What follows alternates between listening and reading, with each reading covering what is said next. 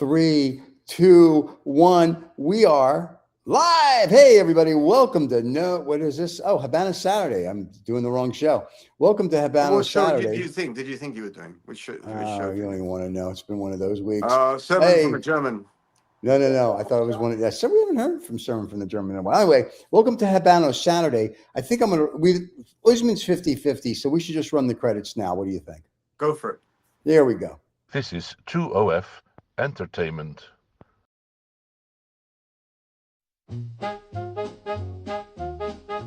Welcome to Habanos Saturday, the fastest growing cigar show on YouTube with over 100,000 subscribers. Come join us every Saturday live.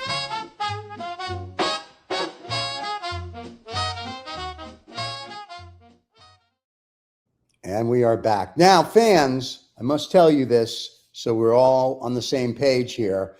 Next week, we have a show. But because of the outcry from the fans globally, and I'm talking all two of you. I didn't think there were that many people watching that there were that many people to be pissed off. Who knew? We are going back to the old 7 a.m. New York time, noon in London, and 6 o'clock Pakistani time. Right. The best part is that Usman, a.k.a. Princess, doesn't know. It won't matter. He hardly ever shows. Well, so there you go. Well, he these days is quite important.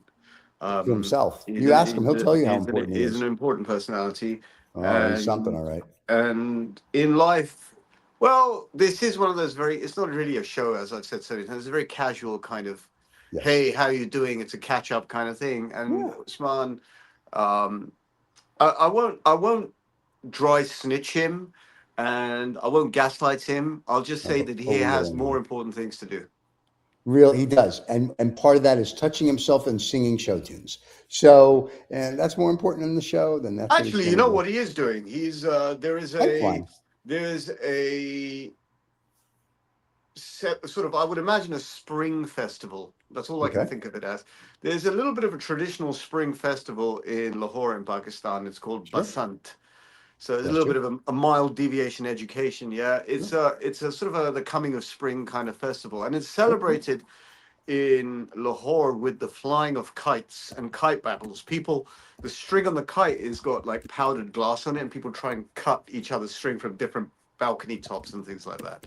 Sort of, it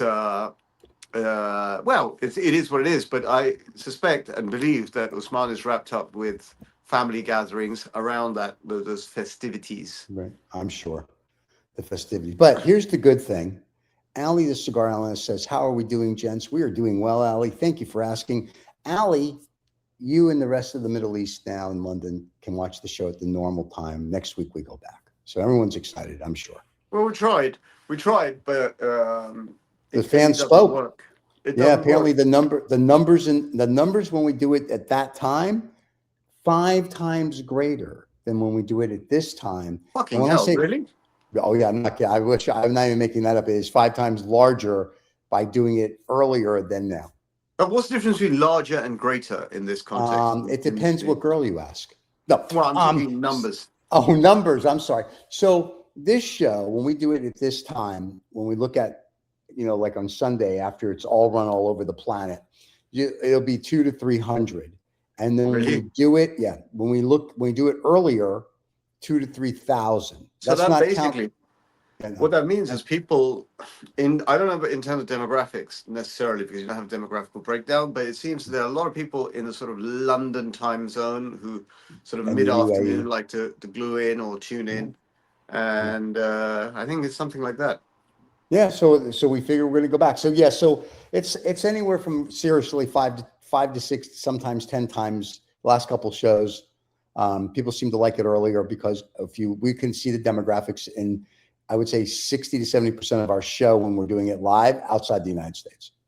Is who I was going to, as per the theme of this show and the little thumbnail that you've very kindly put up, we thought that we were going to, and we are going to, we're going to talk about Cohiba in this sort of build-up month. It's sort of like the 60th anniversary of Cohiba, which means that Cohiba as a brand came about in 1862. No, 1962. Fooled you, fooled you. It can't be 1962. It's 1966 if it's the 60th year. But with the 1862, you kind of Hold on. like, you went off a different Actually, I direction. actually have the history right Well, here, of if you course you will. do. And Because most people, and you can dump that because most people know the history of Cohiba. no, they don't. We told them the history of Cohiba. Most people don't have a That's clue why of the they know it, history. which is why they know it, right? But I Yeah. thought we were going to have a sort of a sort of a question in and people participating about or writing. Our viewers, what are your favorite Cohiba cigars? Favorite Right. vitolas? Which of the Cohibas do you go to? Is it for price? Is it for how sophisticated a smoke it is? How it looks in the hand? Right. And if you're one of the ladies, how good it looks as if you take a photo with it, holding it sort of like midair. Or something similar. Oh, you know what I'm saying? Rectamundo, because it is mainly sort of a top end brand. Cohiba, yeah, you thought I was going to go on one there. It is mainly a top end brand, if not the most top end brand, and for various reasons.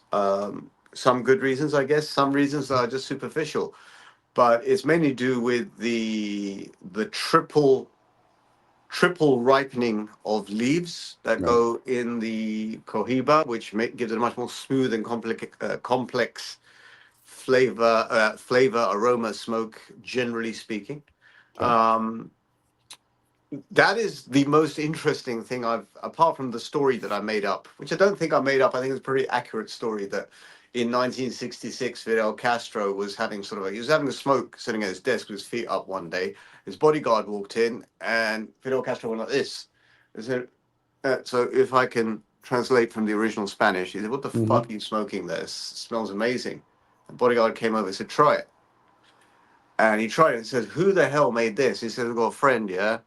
No, El Legato made it, by the way. Well, no, that's the factory where it was made. But Oh, I'm I sorry. I'll have a go back to sleep. friend. A I friend. think Yeah. his name was Mr. Rivera, Right. and I got a friend, and in his backyard he rolls these and he makes them. I said, bring him over here, get him over. This is a reminder. This is a refresher story. Mm-hmm. I've said this Yeah, yeah. story maybe It's a on year ago. Habanos Yeah, history. to Yeah. bring the friend. So the next morning he brings the friend, and what they do is they hang him upside down on the ceiling, and Fidel says, "Now tell me."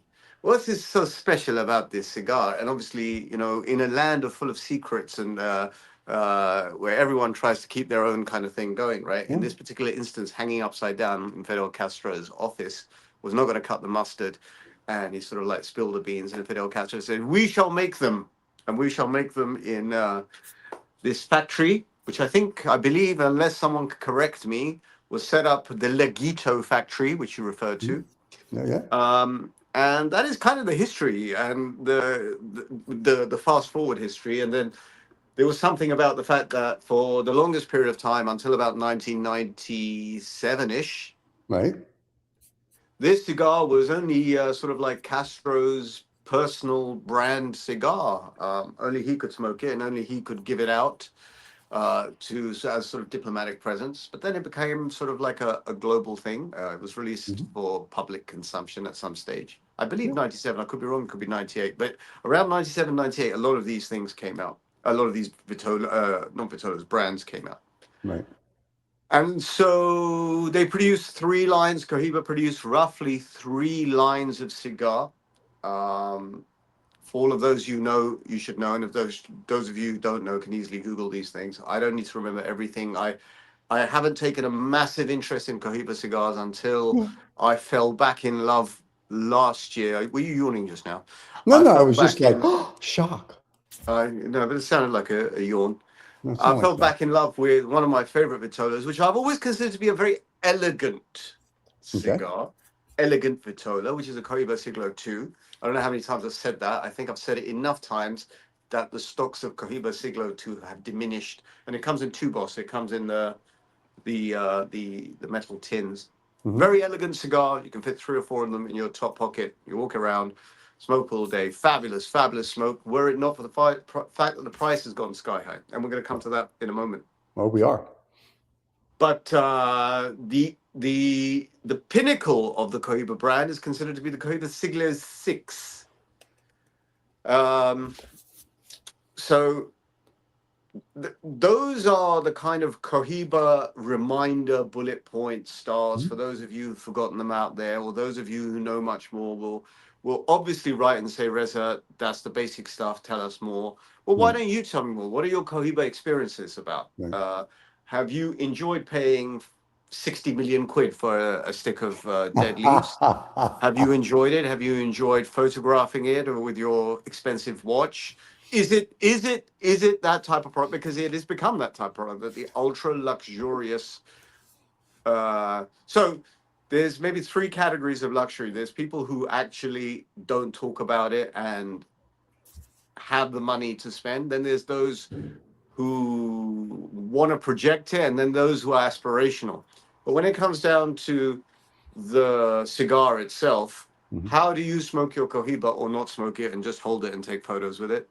Um, I wasn't just referring to the ladies, I was referring also to the wishy-washy smokers out there as He well. means the men. So Um, the way the ladies hold it, I must say, we need to teach them a different way because I don't think you're supposed to hold it that way in your mouth. well, But there you go. what do I Those are know? your opinions, not mine. I'm quite respectful of everyone. Since But when? Since when hmm? did you become respectful of Since everyone? today, since just Oh, now, today. since Really? Okay. this Epstein files release, I've been very, very, very. You Very don't know careful who's going about to what get you you. say. You know who's going to kick you in the butt 30 years later for saying something which today is mildly acceptable. If you know Just what so I we're mean. I mean, clear, Epstein's a different bloody level, right? no, Yeah, no, I got Epstein's a that. totally different level, Right. and all this, First of all, and all these. Well, that's another topic. wait, Here that's we a go. topic we'll get on in a That's a minute. But topic and a first half, of right? all, All these scumbags, yeah, but. nobody from our show is in the Epstein files. Let's just be No, I clear. understand, right? But one Maybe has to be Usman. careful. I don't One know. has to be. You have to be a little bit No, no, careful when you no, talk no, about no, no, how the no. ladies smoke, because I'm Yeah, quite no. respectful of I everyone. don't give a So rat's ass. I could give a. it's plainly, obviously, it's evidently so. I'm glad you gave that disclaimer out that you don't give a No, rat's really, I don't really ass. give a shit because here's Well, why. No, let me it, explain. I don't care whether it's 5 years or 500 years from now. Somebody comes back and watches one well, of you'd be these dead shows. by then. You'd be sort of like mummified and sort No, of I'm like 17 billion years old. I've got another 17 billion to reptilian go. blood going through your Yeah, system, it's huh? it's the Illuminati Reptile Club. But my point is I don't really care. I'm tired of all this political correctness, mamby-pamby bullshit, where we all have to be worried about somebody's ridiculous feelings. I don't really give a No, flying no, no, fuck no. if I insult someone or not. And if you don't like what we're saying, then you know I think what? you have to. There's other shit. I think No, one has to find the time and place no, to insult someone. no. I think you just have to be you. Oh, And you just enough sort of of like go for it, left, right, and Yeah, center. no, people, I'm tired of all these people pretending. I'm just me. This is it. What you see is what you get 24 hours a day, 7 days a week. Sometimes I'm more animated, sometimes I'm less animated. Sometimes I'm nice and sometimes I'm not, just like everybody else. But I'm getting tired of having to watch every little bit we all say because we're afraid I don't really give a shit. I really don't care. If Well, someone doesn't like something, then you know what? I'm offended that you're a pussy. Get out of my way. bringing your very scientific opinion to the content of the show, what is your opinion about the Habanos Festival taking place in Cuba in roughly 3 weeks' time? What is your opinion on the Cuba situation, the Cuba crisis, the modern Cuba crisis that's going on, due to the geopolitical tensions in the surrounding areas, Hmm? the shortage of fuel, the fact that taxi drivers are not able to deliver a service in Cuba, there's Right. lines at petrol stations, people are not able to feed their kids. I mean, this is a very, very sad situation. I mean, Right. what I'm describing is kind of and I haven't been to Cuba, so if I'm going beyond, please someone stop me, message in. Right. But even in normal times, there is shortage because Cuba is under some sort of siege from its neighbors, mainly the USA. What is Cuba going through right now, and how is it looking for the Habanos Festival? Have you got an opinion? Have you got a view? I've got an opinion and a view. Have you met me? First of all, we have spoken to the cigar rabbi and we've spoken to the Ruban, who just came back, and he said, Ruban said that everything is fine. There doesn't seem to be any issues right now. So now, whether that's true or not, what Ruben went there, so I believe Ruben. I don't know.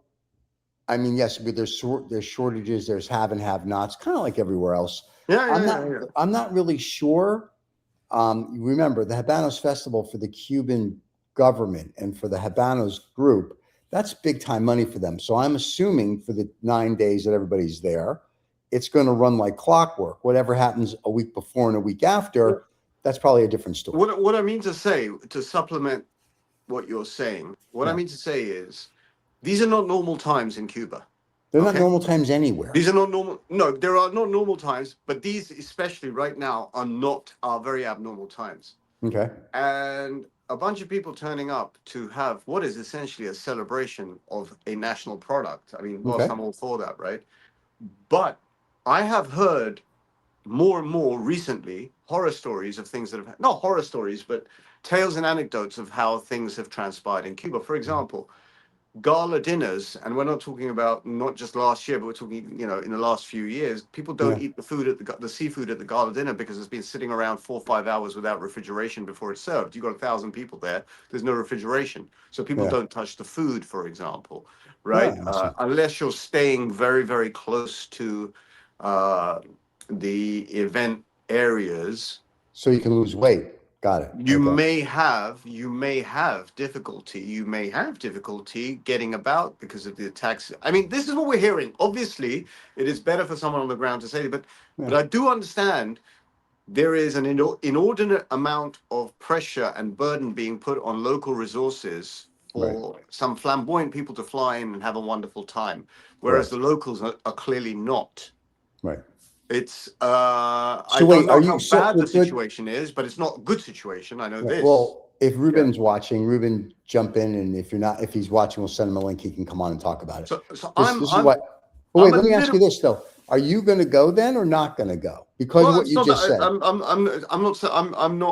not saying if I am or not. My intention is to be there, and my intention also, to be very honest, is to look for the next 2 or 3 days and see which direction this is going in. I know of people who've cancelled going there. I know this. So here's the thing. If he doesn't go, kids, we'll have a show on the 21st and 28th. You know, it's all about the show. If he does go, there won't be. But anyway, going back to this topic, here's the thing. Here's the problem. Until you get feet on the ground, and I've traveled, and you know, we've talked about this. We've both traveled the world. So I've heard horror stories in countries that I'm going to, and I get there and I'm like, what country are you people at? Like, there's no problem. These are not horror stories. These are not horror stories.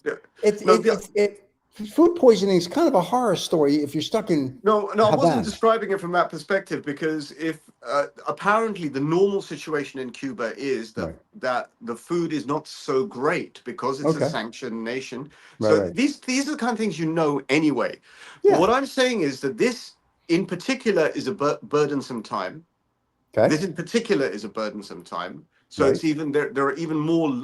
There's even a greater burden on the local economy, on the local infrastructure. That's point number one. Right. Point number two is I'm not going there specifically. I'm not going there for charity. I'm not going there to do anything specific other than to meet people and have a good time. In my good conscience, can I go to a country that's really suffering and the locals are really suffering to have a good time? Sure. Honestly, these are real questions that are going through my head. I don't have a moral compass like that. When I went to North Korea, we had a blast. Well, then there's part number three. There's another layer for me. I'm fasting, so my expectation was that I'm going to eat once a day, or I get up in the morning, have some eggs and bread. Is that at risk as well? Probably. And if the food is the way the food is at dinner time, I mean, hopefully I'm not going to die there, right? But am I walking into an unnecessary can of worms that is not going to have the payoff? Do you understand what I'm trying to say? Yeah, no, I get it. I think you're making it more than it is. I think you go with an open mind, knowing you're going to starve to death and you're going to have to resort to cannibalism. I think that is. I think if you go with that mindset, you're good. If you're going to pay $1,800 for the gala ticket or get it for free or however you're going to get in there by hook or by crook, just know you're going to get the cigars and all the paraphernalia that comes with it. The food you're not going to have, and that's it. If you go with that mindset, you're fine. I just thought it'd be an interesting thing to talk about on this show because we're getting so close to it. And also, what is clearly I'm not the only one thinking about it this way. Let's put it that way. No. Right. Because there are major London merchants, some major London merchants There's not so much. who have cancelled their trip. Really? Do you want to name anybody in particular? No, I can't. Wait, we can't. Okay, Riza, having sympathy for third world people living in poverty. Yeah. That's shocking. Fanboy says that's shocking. Why is that shocking? That's why I keep saying I'm not Mother Teresa, obviously. Well, right? She didn't have a beard. No, it's not just that. That's just one ingredient. That's one ingredient of a. For me, I'm trying to work out what is my upside for being there, other than having a wonderful time. I'm not going to have a spectacularly wonderful time because I'm fasting. Right. Let me explain. The cigar analyst says, I think Riz's concerns are reasonable, and then he laughs. Okay, so let me say this. One, if I were you, I wouldn't go. You're going to have a miserable time because it's already in your mind. Two, this way the show goes. I'm just saying. And this way you're here to celebrate my birthday, and we do a show on the 28th. I'm just saying that's the selfish part. The other part of it is, you and I, you and I have two different mindsets. You have apathy for the biological life forms on this planet. I do not. I don't give a rat's ass. If I'm going to go, sorry, I don't give a rat's ass. If I'm going to go there, I'm going to go knowing that yes, there could be some issues, but I'm going to make the best out of being there and enjoy the festival. I'm not going to worry about all this other stuff. Now, Cigar Rabbi, to his credit, you bring a couple $1,000 in 5s and 20s, you give them to the people to help them out. He brings toys and that, all for that, no problem. But I've traveled to places that I wouldn't send my best friend or worst enemy to. And over the years, I've gotten to a point where you just get on the plane. Like if it's something you really want to go to, get on the plane and make the best out of it. Now, because you are fasting, that may be a little more difficult where I'm not planning on it. So if I go, I can just eat. But also now if I go, and I was talking to the Usman's name that I can't pronounce because you know how it goes. So I was telling him if I go, I'm only going to go for 2 or 3 days because I have no tickets to anything. I would just go to meet everybody and then come home. But I'm not going to expect anything other than it's a third world country. I got it. And I understand there's poverty and I understand all that. And Rizza left because she's very upset. And I understand that. So I know. So I understand all that. So going there, I already had that. So I'm going for what I'm going for. And that's how you have to do it. If you go any other way, you're just going to have a miserable time. Well, it's not about me. I thought for the show, I would go through the merits of what is going on in Cuba right now. And I'm getting market indicators of others, specifically out of the UK, specifically out of London, who have second guessed the issue and are not going. It could also be, and this is maybe the continuation of this. This is where the Cohiba line falls back in. The exorbitant pricing of certain brands of cigars, like the top end brands like Cohiba and Behike, etc., Behike being part of Cohiba, right? Is that I find a lot of the merchants, quite rightly, are hammering the stock up on cigars. They're hedging big time on stocking up on Cuban cigars because of the sort of there is an imminent crisis or there's a feeling of an imminent crisis. Right. And as Ali says, the Orange Man is not helping the situation. The Orange Man might be helping at least the retailers because the price of their stocks is flying up. And whether that's a bubble that's waiting to burst or something else, that's another discussion for another time. That's the economics of cigars. Right. But this is a mixture of lots of different ingredients taking place at the Habanos Festival this year. This is the Cohiba 60th anniversary. They're the pinnacle of the pinnacle of the pinnacle. Right. They're meant to be launching 2 new cigar vitolas. Atabey is one.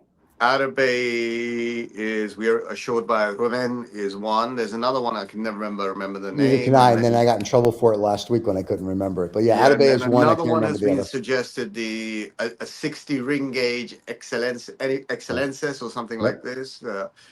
I don't know, right? To be quite honest, I couldn't give a rat's ass, to be honest. So let me ask you this: Are more- you going because it's the 60th anniversary of Cohiba and it's this big thing, and you're going to make a bid on a $12 million humidor that they cost them $4 to make, and there's all these great cigars? Dude, I know for a fact that people have bid for £1 million humidors. I know, I'm aware, but that's not my point. Are you going? Not paid for them, and not paid for them. Oh, nice. Do you get to take it with you? Yeah, they got all the publicity, but they haven't paid for them. There's all sorts of people out there, right, doing all sorts very of nice. things, and good on them. Right, If well, they I'll pay manage for to do mine. that, then good on them, right? Yep. But actually, there is a great deal of intrigue, opacity, secrets, open secrets, closed secrets in this industry because of the nature of The beast. the politics out there, right? But if you say to me, "Are you going for the Cohiba?" It wasn't that I was going for the Cohiba thing, really. It's just because it's meant to be an important one, the 60th. And I've been coerced to go in the nicest way possible and encouraged to go. And so all these things that are coming up, I don't know if it's, I genuinely don't know what is going on. I'm pretty confident that the festival will happen. I'm pretty confident that will happen. And if it doesn't happen, you're going to hang out with a bunch of guys and smoke cigars. How bad can that be? Yeah, that's fine. It is what it is. But I have a Yeah. feeling, I don't know if it's going to be like this. I have a feeling it might be scaled down. See, so in here That's lies what I think the compromise might be. I think it may be a scaled down version. I have that feeling. In here lies the rub. Unless there's a revolt during the festival, The peasants are revolting. yeah, the peasants are going to come out with pitchforks and torches and whatever and come after everybody. It's Dude, just anything can happen. If you've seen Godfather 2 when Michael Corleone goes to Cuba, you will see that there are arrests being made on the streets. But that's a different world, obviously. That's the movie world, right? Yeah, that's a little different. Thanks for helping. Anyway, but my point is that you're going to enjoy. Go enjoy. Like life is to be it's not in my enjoyed. nature to enjoy. It's Okay, in my then nature be miserable and sit here. And on the 21st, we'll do the show and make fun of everybody in Cuba. All right, either way works for me. Well, we have an ambassador. I mean, We have listeners yes, who may or there may is not come back. 99% chance I'll be there, but we have an ambassador who is like a stalwart ambassador. He's always there. He may not be on the show, but he'll be in Cuba. Who's that? And that's Usman. Oh, Princess. Yeah. But here's something really cool, just so people know, and the terrorists that are watching, we don't negotiate with terrorists. So if you abduct Usman, he's yours. Just to let you know, we're not paying for him. He's Usman yours. is You the keep terrorist. him. He's the one who'll be holding the hostages. Please, Princess, his beard, his nails, his hair, too much work. So I'm saying if there's any Cubans that are going to abduct him at the festival, contact the channel for ransom. I'm just letting them know in advance. He's yours. Honestly, after all the doom and gloom, I really do wish and hope that everything goes quite smoothly and it's quite good fun. It may be quite interesting. It may even be more interesting than normal because it's the 60th anniversary of Cohiba, but the sword of Damocles is hanging over everyone's head. It makes a little bit of tension, sort of creates the spice in life. And, you know, the fact that you could one night just be woken up to American troops storming into Cuba. That would be awesome. Well, Then I become the cigar czar. that would not be, that's No, not no, awesome. I'm the That's cigar not- czar then. Are you kidding? This is great news. Everybody go to Cuba. This is a beauty. I can be brought in with the Marines and I can go to my favorite factory and start getting cigars right away. This is beauty. I got to call Donnie after the show. I think you should write a personal handwritten note to the White House and say To Donnie. You mean to Donnie? We're very to close. your president, My president? your The Federal Your Reserve? president, Oh, let your me get a president. close-up. Let me get a close-up. your So, president, is there. El Presidente. Yes. Your president, he's on that side. Yes, he is. Your president, and say to him, Presidente. listen, if there is anything I can do, I would word it like this: if there's Okay. anything I can do to help diffuse the Cuba situation by perhaps gently taking over the distribution side of Cuban cigars, the country. then even though I may be reluctant, I will reluctantly acquiesce to your appointment. I would word it like that. I'd word it in the sort of Peter Mandelson style, you know. I did. In fact, Master of the Dark. just so we're clear, when I had dinner with him 2 nights ago, With almost exactly what I said. Peter Other than Mandelson or no, Donald Trump? with Donnie, because Donnie and I are tight. We were talking about Melania's world premiere movie and how well that did. Anyway, so I said to Donnie, Donnie, blah, you should put the Jew in charge, because then cigars for everybody in America. What do you mean another one? Another. He said another. Well, he has to report to us anyway on a daily basis. You know how it is. We run everything. We have space stations. So I was like, Donnie, let's do this. I mean, and listen, Cuba taking it over 2 minutes. I mean, like, you don't even have to send like the Marines. You could probably send like the National Guard. They could go do it. And I'm not talking like a real National Guard. I'm talking like, you know, a bunch of fourth graders. They can go over there, let the whole army out. I believe Yeah. well before this discussion, I believe for the past few months, many discussions have been taking place in diplomatic circles. Oh, I'm sure. Lots of deals are being struck. Lots of deals are being unstruck.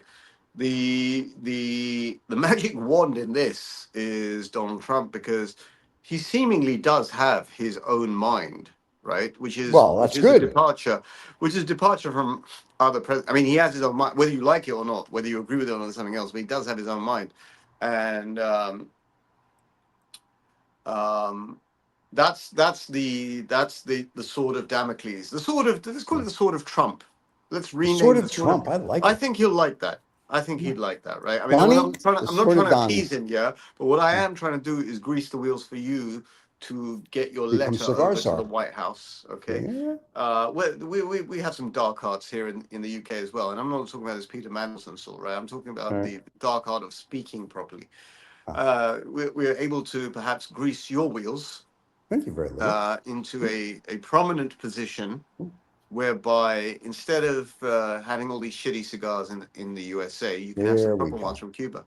Just so you know, tomorrow is Cuba Day here, where we'll be smoking in Monte Carlo, and we'll be smoking, good, bad, or indifferent, a whole bunch of Cohibas. I got a text earlier from one of our guys, and he's like, tomorrow is Cohiba Day, and he was listing out all the Cohibas he's bringing. Don't tell me it's Cohiba, like Dominican brand Cohiba. No, Cohiba from the island of where we're going to be invading, where I'm going to be the cigar czar. So tomorrow is Cohiba Day, and I will post them on my Instagram, so everybody can see Cohiba Day here in Monte Carlo. So yeah, we're very excited about that. So there you go. So there's pros and cons. By the way, Ali wants us to bring up the fact that Melania's film director was in the Epstein files. Who wasn't? So it's apparently. Well, we weren't apparently. Yeah, you know. Well, we haven't been through the documents yet. There's 3 million. There's 3 million documents with another 6 million to be released. Apparently, I know. And the nice thing is that you can change your name so they can't find you. It's a whole thing. Anyway, Chris Christie's wife. I heard him on an interview the other day. Chris Christie's wife said, "Why aren't you in the files?" She was disappointed. I thought that was great. I'm going to use a very controversial word in a moment. Yeah, but have you noticed since COVID? So this is in the last 5 years. 6 years ago, yeah. Every fucking 6 years, every year, in fact, I would say every 6 months has in human existence been deteriorating to a more ridiculouser and ridiculouser level. I like that word. I mean, it's a very, no, it's just getting ridiculouser. Yeah, right. Okay. And you rascally rabbit, you. Yeah, I'm watching the news. I mean, I know it's a cigar show, right? But inevitably, all the fuck that's going on, right, is kind of tangled up in this. Yeah, how the British monarchy is falling apart, how the British political system is falling apart. So it's all falling apart here, right? Now, the reason I'm having a bit of a sympathetic moment for Cuba is that it had already fallen apart, right? And with the additional pressure of fuel shortages and food shortages, my God, I wonder. And obviously, what we are hearing in the news here is perhaps different. I stand correct. I can, I'm happy to be corrected on these things, because what you hear is not always accurate. You have to kind of, sift your way through the bull crap, right? Yeah. But it's not good news, is it? Not really. Here, I have a question, and I mean, I read and whatever, and I've read. I'm still trying to figure out why we have an embargo from 1962 on Cuba. I mean, I get Russia. They invaded the Ukraine. Donnie's upset because Putin didn't, do what asked. We were dealing with we dealt with Russia for years. We dealt with, Venezuela, Argentina. I can go through all the communist countries we dealt with. And for some reason, this little island, 90 miles off of the coast of Miami, this island of a few million people is going to overthrow America. No, it's And a good question. I don't What's your understand the answer? embargo. Is it historic? It's obviously there's some degree of historic insecurity, I guess. because there's Bay of Pigs, etc., etc. But but why? I But don't know. really, Let's why? ask, Now we have ChatGPT. understood. Yeah. Now we've understood that the most powerful people in the world and the most powerful institutions in the world behave in an opaque way. Yeah. See, this is bold. We always understood Yeah. this, but now we've seen it, right? Okay, again and again and again. Yeah. Is there some sort of Yeah, this is all standoff deal bullshit. with Cuba? If you read this, so here's the problem. U.S. Aim to counter the spread of communism, political, everything's about communism and all this other crap. Here's my problem. We dealt with Russia. We dealt with other communist countries. We deal with China. They're not exactly well, they're capitalists, but they're China. I love China. Hey, Panda, how you doing? Okay. I mean, is it just the fact that Cuba is 80 miles off the coast of Key West? Yeah, but still, what are they going to do? I don't know.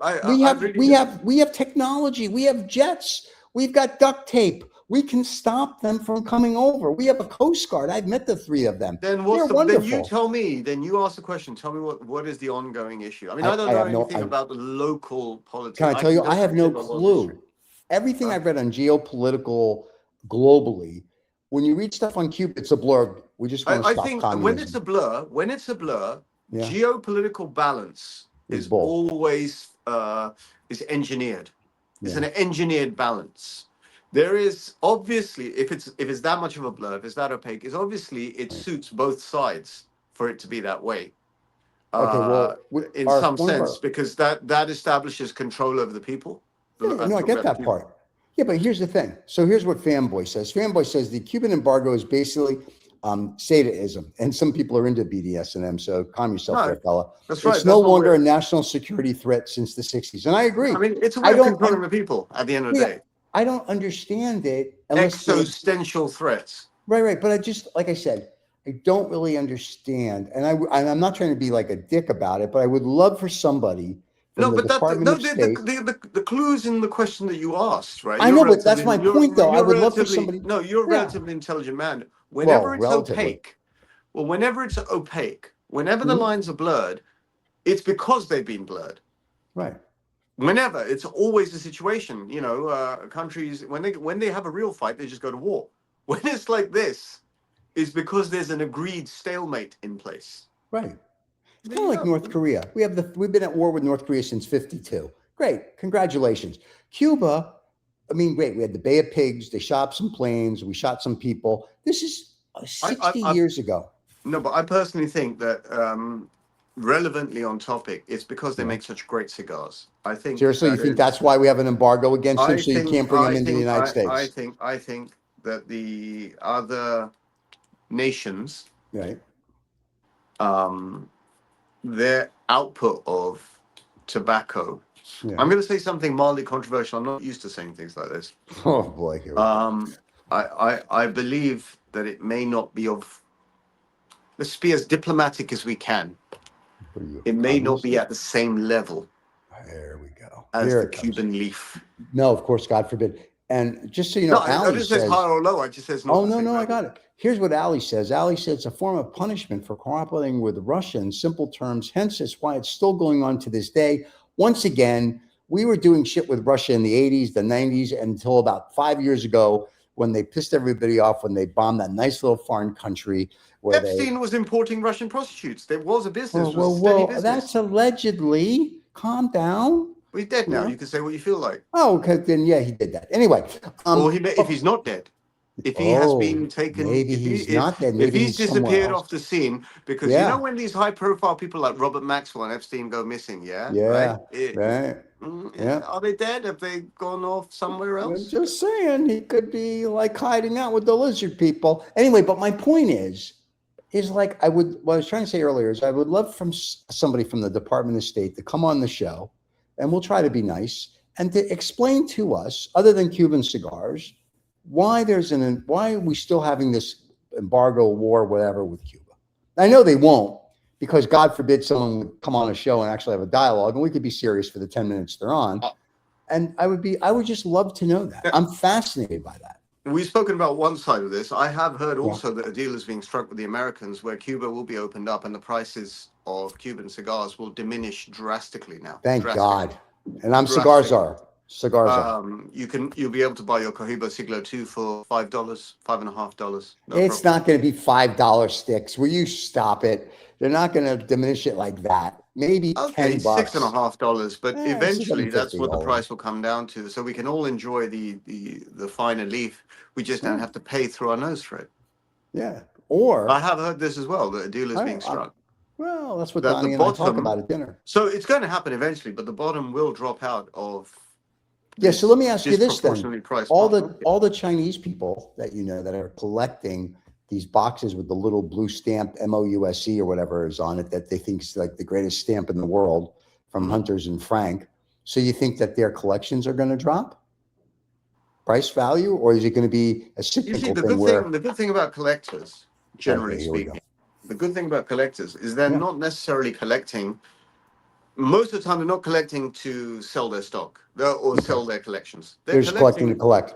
They're collecting like you collect baseball cards. You know, you might trade a few baseball cards to get the ones you want, right? But your aim was never to sell them. It's to display them, to walk around them from time to time, to tell your friends that the card that you don't have is the card that I have. Yeah, not It's really. like car collectors, painting collectors, right? You know, you may have all the Ferraris, but you don't have the F80, which I managed to get on order. It's like that kind of thing, right? You have an F80 on order, really? Why? Well, there you go. So it's it's that kudos level, right? So collectors don't really give a rat's ass Right. or a flying fuck what the price is doing, as long as What's they can language?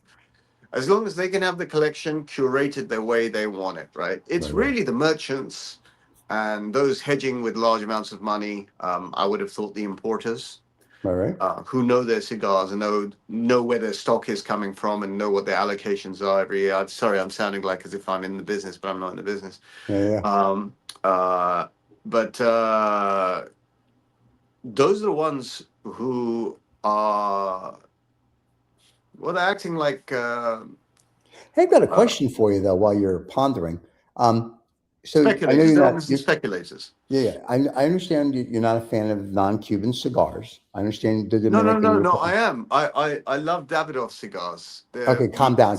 Yeah, the check cleared, Tom. Thanks It's from one of the our boy finest Roy. brands to Yeah, exist. the check cleared. Roy's already paid us. I think it was a genius move to have moved their production from Cuba to Honduras to Dominican Republic at the time that they did. Nicaragua. Anyway, just so Davidoff you know, cigars. yeah, Nicaragua is where they buy them now. Yeah. Anyway, and Roy, thank you for your check because it I didn't cleared. say That's why anything you're about plugging Roy. it. I'm just saying, we have to thank Roy. No, I just happen to think. I genuinely happen to think Davidoff cigars are actually quite well made. No, we know that. But my Extremely question well is, made, in while fact. you're pontificating how wonderful the Davidoff brand is, so Roy gets kudos later on today. What's Is He's this? not on the paycheck.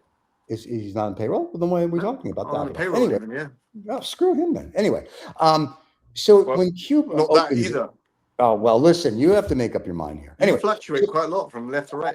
I'm a vacillating type of guy. Anyway, if Cuba opens up, let's say, and Cuba becomes, if you will, the Dominican Republic or Nicaragua, where Americans go back and forth and we're all having a kumbaya moment, we're all hug each other, blah blah blah blah blah.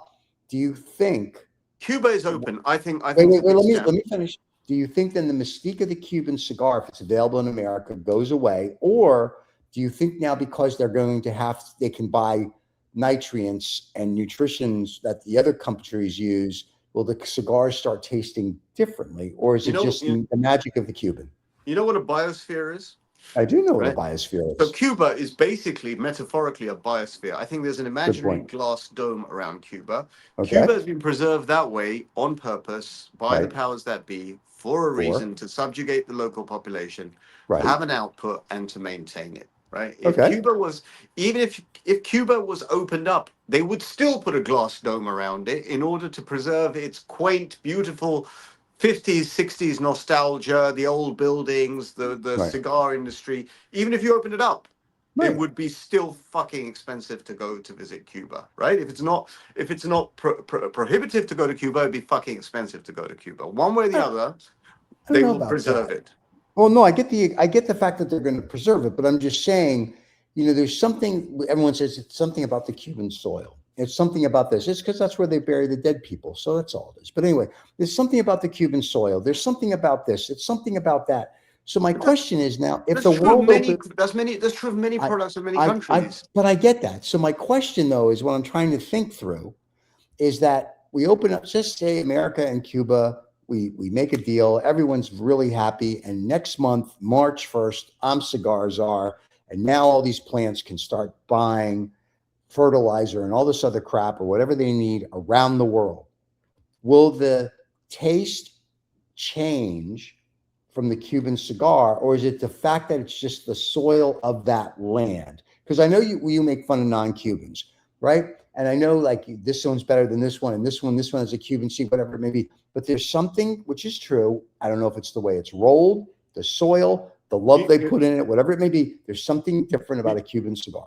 You know, there's in Italy on the Amalfi Coast towards Vesuvius and Herculaneum, because there's lots of volcanoes, Mount Vesuvius, for example. Right. The soil there has got a lot of sulfur in it, etc., etc. Apparently, tomatoes that grow there are some of the juiciest, tastiest tomatoes in the world. You get this in Sicily as well, right? Now, you can grow tomatoes anywhere in the world, correct? Yeah. And there are many other places in the world where they've got volcanic soil, correct? Right. But those tomatoes have a certain flavor that comes from that, and it's not just one ingredient. It's not just the soil. It's the weather. It's the other vegetation. Or I mean, there's a lot of ingredients that go towards, like, you know, sometimes they say with grapes, oh, I'm getting hints of hedgerow and this, and it's also the other plants that grow around the grapes that perhaps contribute to the flavor of it, right? Okay.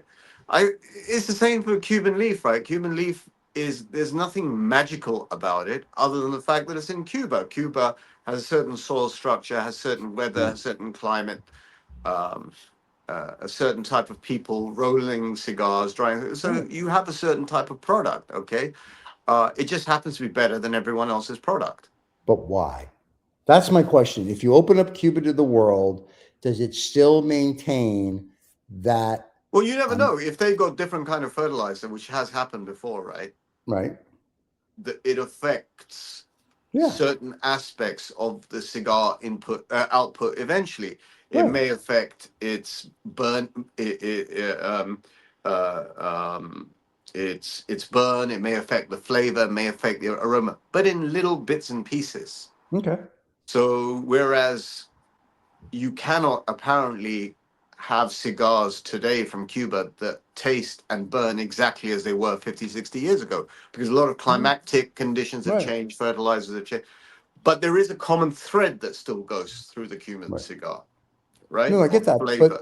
But so the point I'm making is, if we open up Cuba in 5 years, do we start saying, oh, Cuban cigars are no better than the non-Cuban cigars, or just as good at that point? I mean, or is it always going to be the mystique? Well, first of all, it's not going to happen. But there will always be some preserved mystique about it, no? Okay, then there you go. Then that's the answer. It's the mystique of it, whether the U.S. takes over Cuba tomorrow or not. It's marketing and mystique at the end of the day, yeah. I mean... not really, because the non-Cubans market, and some of them are crap. Look, is it conceivable? Let's ask a different question. Is it conceivable that one of the other nations, let's say a nation that's quite close to Cuba, let's say Dominican Republic, right? Okay. Is it conceivable in 30, 40, 50 years time with and that's open, right? It's open. It's not, there's no blockade on Dominican Republic, right? Is it possible that the soil conditions and fertilizer and etc. and whatever nutrients you have, you could make those cigars equal or better to the Cuban leaf by way of complexity of flavor, signature of flavor, signature of aroma? Do you think you could get there? Why not? It's an inverse question. I'm not talking about Cuba. I'm talking about those countries. No, I got what you're saying. I think over time, it just becomes reverse engineering. If you want to spend the money, you can do whatever you want. So I think that's quite a practical possibility, and I'll tell you why. Is because when I was in Dominican Republic 4 years ago, one of the questions I asked one of the farm owners was that, imagine I went back in time and I came here 100 years ago, right? or not, okay, not 100 years ago, 50 years ago, all right, 50 years ago, what would those cigars be like? Okay, even if it was 100 years ago, 500 Right. years ago, if I smoked a cigar that old at that time, so Right. if I could go, what would it be like? He said basically you'd see the face of God. There would be so much ammonia in the cigar. Right. There would be so much strength in that cigar that it would literally, the purpose of cigars was to get on a high, basically. It was like Right. smoking a drug, right? Okay. And we've come such a long way since then. We've refined our farming techniques, our drying techniques, our fertilization, our climatic conditions. So if in Dominican Republic, what they have is this is out in the fields where leaves are being grown. They have sackcloth that they put over to create condensation, and like in open Right. conditions, etc., Yeah. etc. So farming techniques, etc. So imagine in 50 years' time, imagine in 20 or 30 years' time, right? These nations that don't have any restrictions on farming techniques, whatever they may be, whether it's soil or climatic, do you think they can start producing cigars that equal or even kick ass over Cuban cigars? Do you think that can happen? And I think that's a Not. very fair question. I think I'm the only one that's asking questions like that on shows like this. You And probably I are. think, and I can even give you an answer. I can tell you, Mhm. and by the way, don't tell anyone. And the good thing is, there's only 2 people that watch this show, right? Yeah, Maybe 3 if we're lucky. Yeah. yeah. I promise you, in 20 years' time. Yeah. Okay, I promise you, maybe in 10, maybe in Mhm. 20, maybe in 30 years' time, the mystique of the flavor of Cuban cigars will be busted. What Cuba will continue doing Right. is using their brand strength, like real Okay. strong brand strength, historical brand strength, to promote cigars. But by way of actual quality of leaf, it will Yeah. have, I promise you, it will have been equaled, if not superseded, if you pardon the pun. Then you're gonna have to whatchamacallit. You're gonna have to start saying that non-Cubans are good I cigars. won't be here. I'll be gone by then. Really, I'm gonna miss you. I'll be in the soil by then, mate. We'll But still the be thing is doing the this. show, and I'm gonna miss you in 30 Well, years. we Then. can, by then we'll have AI doing the show. We'll Oh, have, that's fine. Then I can take off. I can max take a headroom. holiday. So Yeah, we can, but we can have that in the next 2 or 3 years. By the way, we can just probably we just sort of give it our general inputs, and then yeah, 2 random if people present the show. David gets his shit together, we can have it next week. Anyway, Scheisse, yeah. his shite. So it's interesting when you talk about that, Thank the you, thank you. brand. No, thank you. No, I appreciate that your was compliment there. excellent. Very nice. That was an It is excellent point. interesting. I must tell you, I was fascinated, riveted, and I don't know what you said. Anyway, so you talk about the brand and the Cuban. So it's kind of like, and calm down before you jump all over me on this. Ferrari, Lamborghini, and all these luxury cars, even Rolls Royce, they're starting to lose over the last, say, 10 years their luster. They're not what they No, well, used to to be. you, they may be China are making better sports cars today. Yeah, but that's not Rolls. That's what I'm saying. Ferrari, Lamborghini, Rolls Royce are losing their luster. Companies like BYD are making better cars than those 3, whether it's luxury, super, or whatever. So What they're doing now, and the cigar market, the Cuban cigar market, is replicating this big time, right? Yeah, and everyone learns lessons from everyone else. Companies like Bugatti, Lamborghini, and Ferrari are doing very special one-offs, very special one-offs and limited editions, right, and they're priced at a ridiculous level. correct. There are billionaires who are collecting them, driving them on snow, driving them through mountains, whatever it may be. Sorry, just getting comfortable for this session. And what that is doing, they are living off brand credibility. And guess what? The Cuban cigar world is doing the same thing. When they come out with the Punch Princesa and this and that, the other. As far as I'm concerned, right? And I've spoken to people who smoke these cigars.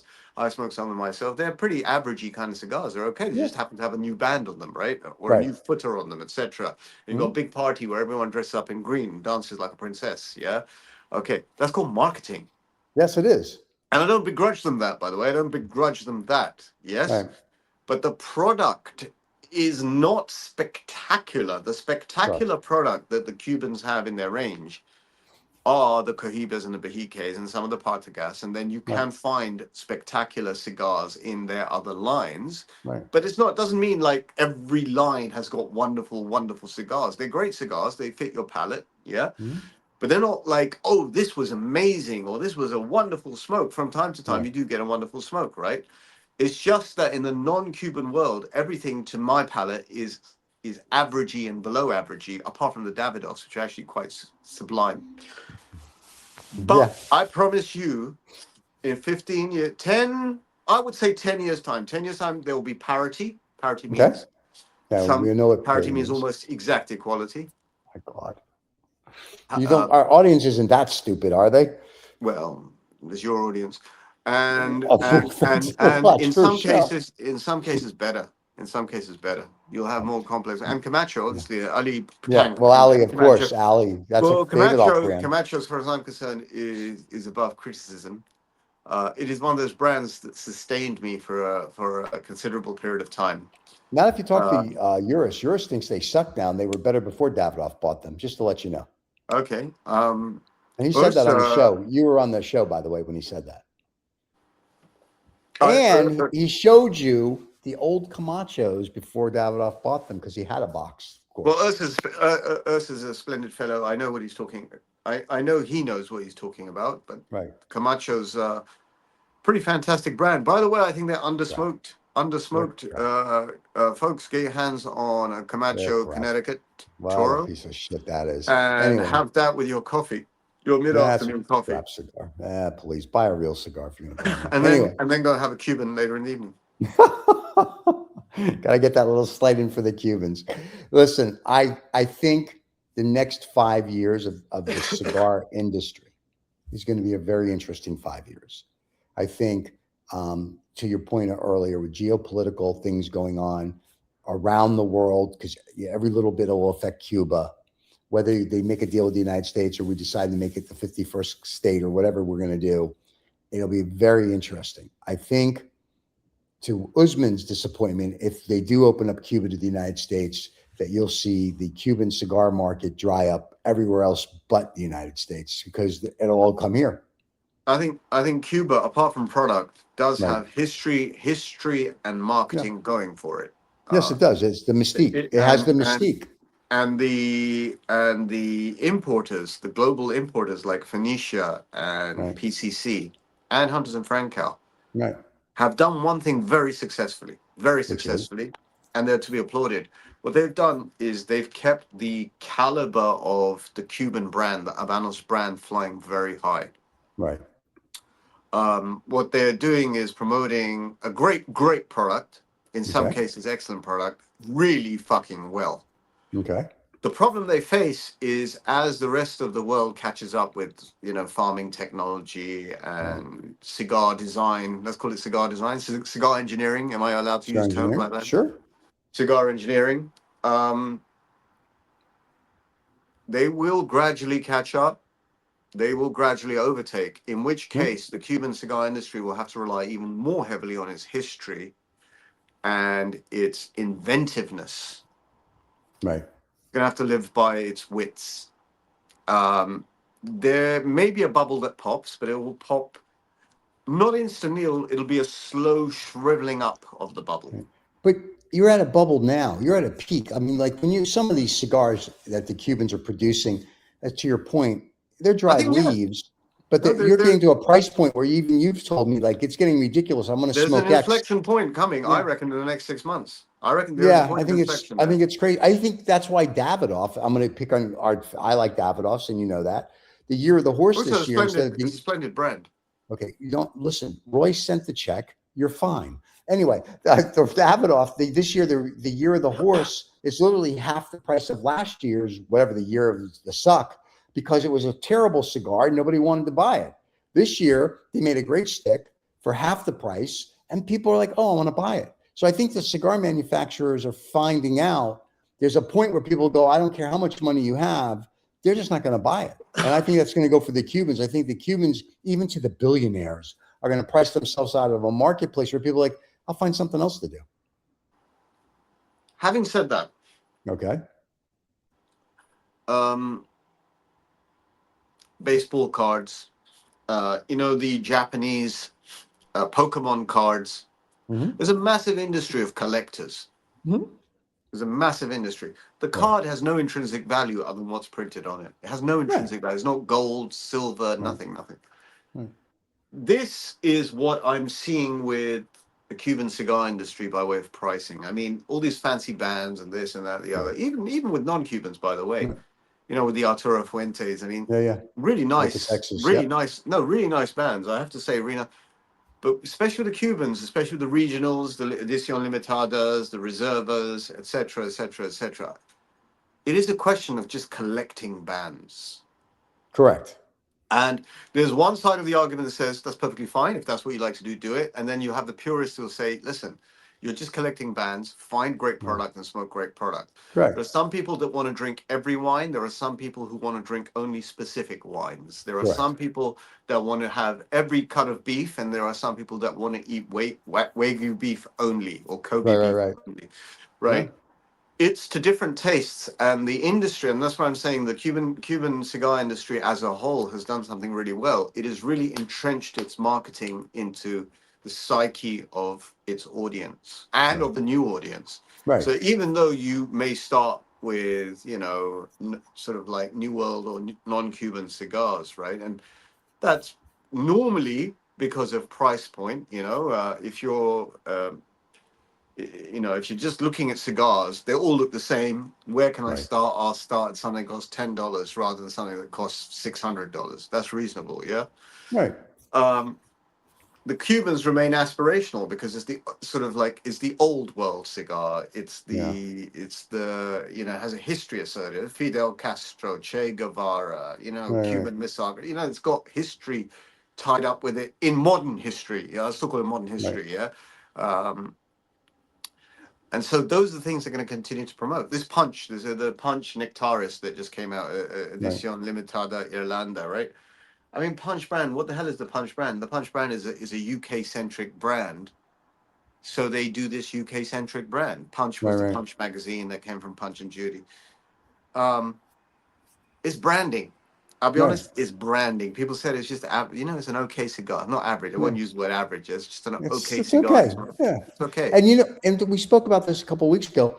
Depending on the price I pay for, is like a friend of mine bought the Davidoff Chef cigar. Now I smoked that and I was like, it's an okay cigar, not worth the money. For half the price, it's a great cigar, but at the price, it's like, okay, it sucks. And so it's the same thing that's going to happen with the Cuban cigars. You're going to get to a price point, I don't care how great they are, people are not going to spend 250 pounds every day to smoke a cigar. I mean, some people will. World economics will change. Yeah. World economics will change. It's just a question how fast and when. That's all. But I think they're starting to now, though. Yeah. Well, you say that because when we speak to people outside of the show, and I speak to people, I think something. I think something significant is going to happen because right now, because of this state of geopolitical flux, uncertainty, prices are going up. But they're going up right now because there is artificial uncertainty. Inflation, right? It's been created in an artificial way. Right. Okay. It's not that there's been a bad crop or that there is some ongoing systematic issue. It's because it's being created artificially, and therefore there's a downside. On the upside, there is always a downside somewhere coming. Yeah. I'm not smart enough to predict how fast it will come. I'm not smart enough to predict at what severity it will be. But I can tell you, when you go up a hill, eventually there's another side of the hill where you have to go down. Right. Okay. You can't continuously go up. Right. But this is almost like the 1980s. When I first started to smoke cigars, everybody, like I smoked a year later, everybody's starting to smoke cigars. And then toward the 90s, no one smoked cigars. And then all of a sudden, in the 2000s, it went up a little, then went down a little. Now, I have a feeling has to do with the smoking, anti-smoking lobby. Well, that and COVID's. I think when COVID's happened, everybody's like, I got to find a hobby. You're saying since the late 80s, and that period, the late 80s to throughout the 90s, probably because of. But I'm just saying, though, it ebbs and flows. If you really want to smoke a cigar, you could care less about anti-smoking. Who cares? But it creates an influence. It's not you. I get it, but then those people. Then those people that can't do what they want to do, that's legal. It's not like an Epstein thing. Who can do what they want to do, that's because it's legal, then you're a pussy. I'm sorry. Peer pressure, the level of peer pressure changes. Pussy. I can't help it if the people are pussies. They got no balls and they have no backbone. If you want to smoke a cigar, go smoke a cigar. Who cares? Peer pressure. There's no peer pressure. No, I was merely trying to explain the dip down in the 90s. I suspect it's to do with all these anti-smoking and all that kind of like. You remember when cigarette brands used to be advertised on the side of F1 cars, and then suddenly got taken away. The Joe Camel. Yeah. So I remember, we live in a very fluctuating society, fluctuating world, and it's fluctuating faster and faster and faster in different directions. To the pussy side. To the pussy side. I don't disagree with you. You can put it more eloquently if you'd like, but that's just point blank. That's what it is. We live in a society now where everybody's just afraid to do anything because they're, oh, am I going to offend? And hey, listen, I don't care. I want to smoke a cigar. I'm going to smoke a cigar. I want to have a scotch with my cigar at 9 o'clock in the morning. I'm going to have a scotch, which it's 7 in the morning. I have a scotch and cigars. So I'm okay with that. That's me. And if someone goes, oh, don't worry about it. I'm okay. It makes me feel good. It does whatever. I'm good. I'm not doing anything illegal. I'm not, human trafficking little girls like Epstein did. I'm not doing any of that. I'm smoking, as to your point, a dry leaf, drinking some stuff out of a place called Scotland. As far as I know, there's no war and embargo there. I so think, who cares? I think all this has gone, political correctness has gone too far. Yeah, I agree. It's just gone way overboard. But we'll find some sort of middle ground eventually. After, I don't think so. I think it's going to get worse, unfortunately.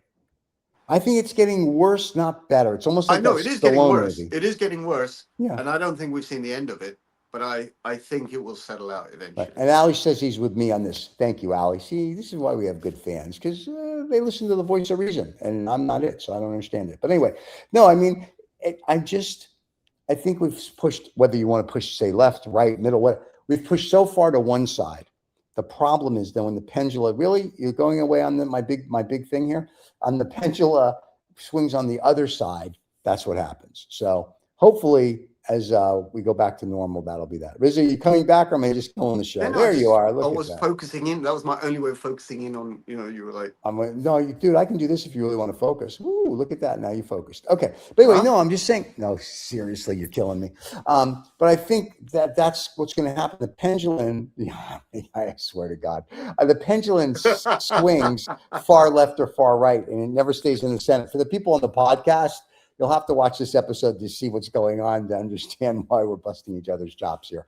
But anyway, I think that's part of it. And hopefully one day, you're killing me, pal. We're going to get to a point where we can all just get along. All right, that was my statement. There, feel free now to, bring your Trump doll out. The thing is this, you think you got control of it. I got control. I know. No, we all have the control because we all have the main master board in front of us. So we can push whatever we want. Usman's out flying kites in the Lahore night. Well, Princess he's got a different way. So next week when we do the show early, we're not going to tell him. We'll just see if he happens to figure it out. Jean-Marie, a little shout out to Jean-Marie. Jean-Marie's taking odds on whether Usman's going to be on the show next week or not. Oh, I know that. They're under over on this. So remember, fans, next week the show, 7 a.m. New York time, noon London time, and 6 o'clock Pakistani time. Why we're telling you that, I don't know. Usman's not going to show up. So whatever time that is, whatever time that is in whatever time that is in Dubai, John Marie, there you go. Let's get a close-up of Rizzo in his cowboy hat. A Cuban thing going on. Is that a Cuban thing? Is you going to wear that to Cuba when you go? That's awesome. It's a distorted, it's not a fedora. I don't know what you call these hats, right? Cowboy hat. They're not a cowboy fedora. hat. I got this one in Dom Rep, and they even what the hell? They even put my initials on the side. Oh my God, with an alligator. Alligator. Yeah. See you later, alligator. Oh my God. I think with that, we should probably say goodbye to the fans till next Saturday. What do you think? Goodbye to the fans till next Saturday. Wow, that is awesome. Now I got to push all the buttons. Fans, thanks for watching. Don't forget to subscribe and like. And for all you people that keep asking the important question, here you go. There's the thing for the merch. There's a little QR code up there if you want merch. If not, we don't care. Anyway, thank you for watching. We'll see everybody next Saturday at the old time, 7 a.m. New York time, noon London time, 6 o'clock Pakistani time. Figure it out where you are in the rest of the world. John Marie, you're welcome. Now you can be part of the show. Urs and the rest of you, you'll all be able to be part of the show again. And we'll see everybody next week, with or without Princess. We're not sure. Everybody, cheers.